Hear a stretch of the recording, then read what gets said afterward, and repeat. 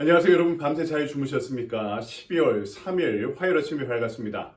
오늘도 우리에게 허락하신 하루 한 말씀 함께 묵상하면서 주님과 동행하는 축복의 하루를 함께 보낼까요? 오늘 우리에게 주신 말씀은 민수기 27장입니다. 15절로부터 23절까지의 말씀 제가 봉독해 올리겠습니다. 모세가 여호와께 여짜와 이르되 여호와 모든 육체의 생명의 하나님이시여 원하건대 한 사람을 이 회중 위에 세워서 그로 그들 앞에 출입하며 그들을 인도하여 출입하게 하사 여호와의 회중이 목자 없는 양과 같이 되지 않게 하옵소서. 여호와께서 모세에게 이르시되 눈의 아들 여호수아는 그 안에 영이 머무는 자니 너는 데려다가 그에게 안수하고 그를 제사장 엘르아사이가 온 회중 앞에 세우고 그들의 목전에서 그에게 위탁하여 내 존귀를 그에게 돌려 이스라엘 자손의 온 회중을 그에게 복종하게 하라. 그는 제사장 엘르아살 앞에 설 것이요 엘르아살은 그를 위하여 우림의 판결로서 여호와 앞에 물을 것이며 그와 온 이스라엘 자손 곧 온 회중은 엘르아살의 말에 따라 나가며 들어올 것이니라. 모세가 여호와께서 자기에게 명령하신 대로 하여 여호수아를 데려다가 제사장 엘르아살과 온 회중 앞에 세우고 그에게 안수하여 위탁하되 여호와께서 모세에게 명령하신 대로 하였더라. 아멘. 주님의 말씀입니다. 주님께 감사드립니다. 이 아침에 우리에게 주신 말씀 가지고 쓰임받는 시간은 제한되어 있습니다 라는 제목으로 말씀을 증거하도록 하겠습니다. 모세와 여호수아의 리더십이 이양되는 시기에 대한 말씀을 전하고 있습니다. 이 말씀은 두 가지를 전하고 있는데요. 먼저는 누구에게나 제한된 시간이 주어졌다는 것이고요. 두 번째로는 그 제한된 시간에 우리가 해야 될 일이 무엇인지를 분명하게 알려주고 있습니다. 먼저 오늘 말씀은 우리 모두에게 시간이 제한되어 있다는 사실을 다시 알려주고 있죠.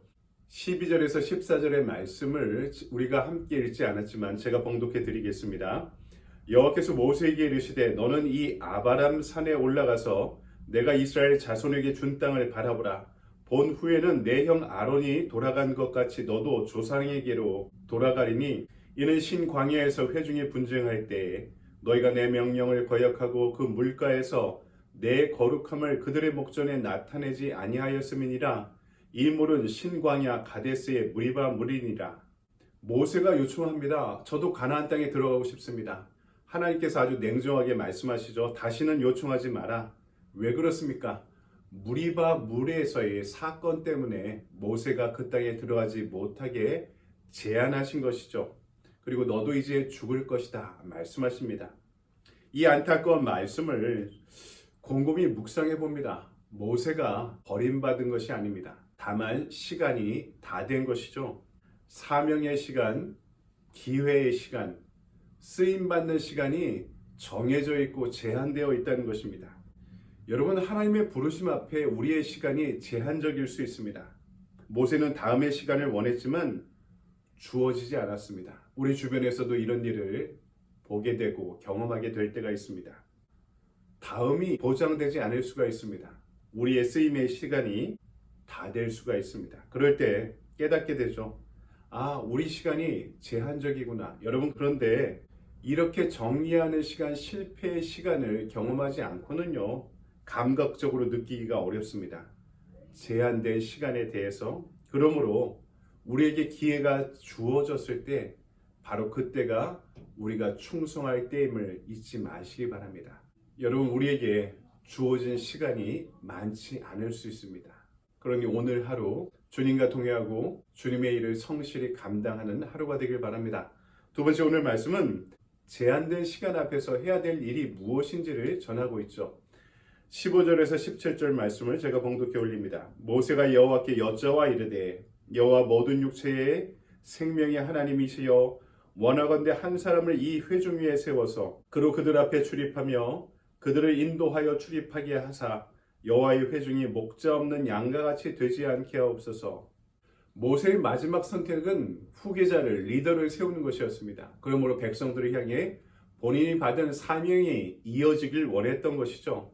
하나님께서 이를 좋게 보십니다. 다만 리더의 조건이 단 한 가지임을 분명히 알려주고 계시죠. 18절의 말씀, 여호와께서 모세에게 이르시되 눈의 아들 여호수아는 그 안에 영이 머무는 자니. 유일한 조건이 뭐라고요? 하나님의 영, 성령이 머무는 자다. 성령이 충만한 자다. 이렇게 전하고 있습니다. 한국의 이창동 감독의 영화 중에 시라는 제목의 영화가 있었습니다. 시가 인간을 구원한다는 메시지죠. 시인이 세상을 얼만큼 잘 관찰하고 공감하는가, 그것이 얼마나 우리 인생에 중요한지를 알려주고 있습니다. 윤정희 씨가 늙은 노년에 시를 배우는 사람으로 등장하고 있습니다. 그런데 이 이창동 감독의 인터뷰 기사를 본 적이 있는데, 이 윤정희 배우, 많고 많은 여배우들 중에 이분을 캐스팅한 이유에 대해서 이렇게 이야기하는 거죠. 노인의 연륜이 얼굴에 그대로 남아있는 배우를 찾았다는 것입니다. 한국 배우치고 성형 안 한 여배우가 없다고 하네요. 하지만 은퇴해서 프랑스에 살고 있던 윤정희 씨는요, 그 얼굴에 울고 웃는 주름이 그대로 남아 있었다고 합니다. 슬픈 주름도 있고 기쁜 주름도 있고, 그런 것이 배어나오는 배우를 찾다가 윤정희 씨를 캐스팅하게 되었다는 것입니다. 그분이 아름다운 것은 얼굴에 자기 자신이 어떻게 살아왔는지가 그대로 느껴지는 배우였기 때문에 그 얼굴이 너무나 아름다운 얼굴이었다라고 감독이 인터뷰한 것입니다. 여러분, 성령의 사람은 그 얼굴에 주름이 드러나는 것 같습니다. 어렵고 힘든 삶을 뒤로하고 하나님의 위로를 바라는 마음이 그 얼굴에 나타나고, 하나님의 영이 그 마음에 담겨져 있는 것이 그 얼굴을 통해, 표정을 통해 나타난다는 것입니다. 여러분, 우리 인생은요, 내가 사는 집으로, 내가 타고 다니는 차로, 그리고 내가 입고 다니는 옷으로 다 설명할 수 없습니다. 그 얼굴을 보고 판단할 수 있죠. 얼굴이란 말이 뭡니까? 어리, 스피릿이 머무는 구리다, 장소다, 그런 뜻입니다. 그 얼굴에 살아온 흔적이 머물고 성령이 함께 살아온, 동행한 그 궤적이 읽히는 사람이 있습니다. 여러분, 그런 일꾼 되시기 바랍니다. 이렇게 성령 충만한 사람들의 특징이 몇 가지가 있는데요. 먼저는 모든 사람이 인정하는 인품과 믿음의 소유자라는 것입니다.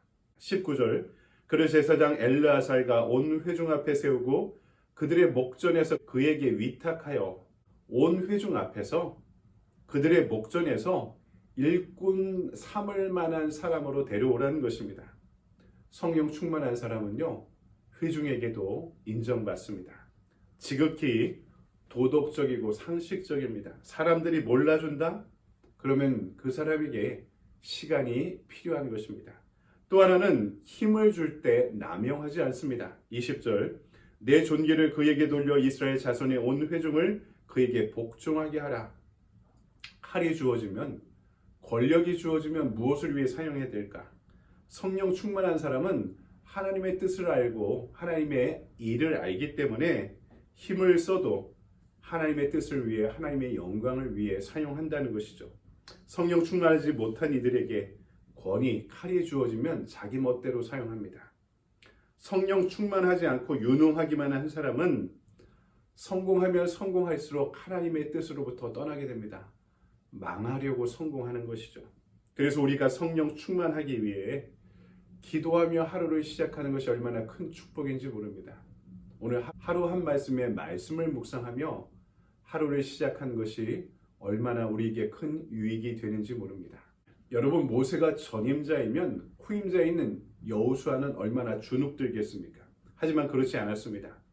하나님의 영이 충만하고 그가 하나님의 말씀 앞에 섰기 때문입니다. 아무리 미약한 종이라도 리더의 권위는요, 하나님의 말씀 앞에 서 있을 때, 하나님의 말씀 붙잡고 살아갈 때 주어지는 것입니다. 아무리 낮은 위치에 있어도, 부족해도 말씀으로 인해 권위를 갖게 됩니다.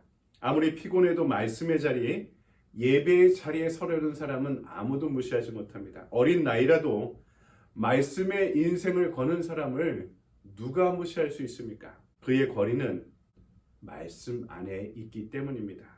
여러분, 우리 인생에 주어진 시간과 기회가 많지 않을 수 있습니다. 그래서 오늘이 너무나 소중한 시간이 아닐 수 없죠. 오늘 하루 하나님의 권위와 하나님의 뜻 안에 살아가는, 그리고 하나님의 영으로 충만한 하루가 되기를 주님의 이름으로 간절히 축원드립니다. 아멘. 우리 적용의 질문을 볼까요? 오늘 하나님께서 나에게 맡겨주신 일이 무엇인가요? 그것을 위해 살아가기 위한 시간이 충분합니까? 그 일을 위해 오늘 내가 할 수 있는 일은 무엇입니까? 이런 말씀을 묵상하고 나에게 주어진 뜻이 무엇인지를 해석하고 하나님의 말씀의 뜻을 나의 삶 가운데 적용하고 순종할 수 있는 복된 하루가 되시길 바랍니다. 오늘도 이 제한된 우리 인생의 기회와 시간 앞에서 좋은 하루, 복된 하루 보내시기 바랍니다. 여러분 감사합니다.